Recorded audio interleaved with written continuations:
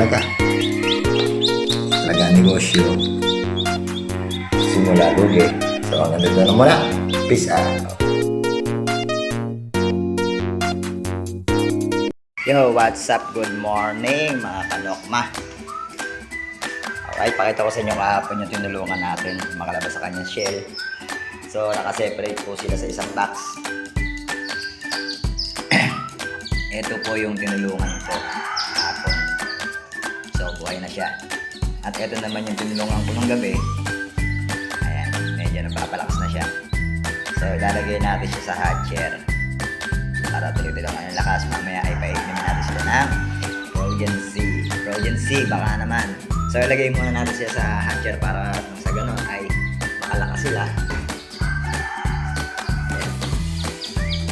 Ilagay muna natin sa hatcher at di naman yan tatalon.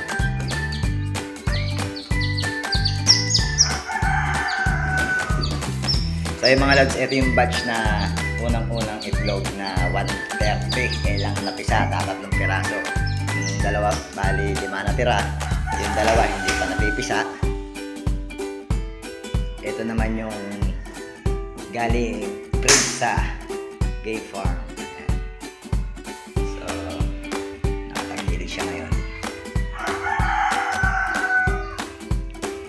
Ito yung huling sinalang natin. At ito naman yung nakaraang kinolekta natin. Ayan. Nasa manual siya.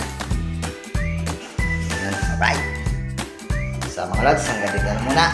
Thank you for watching, and then update ko po kayo sa nanalapit po nilang maganda na yung CCO. Alright. Peace out. I'm Dilods. Focus lang sa goal.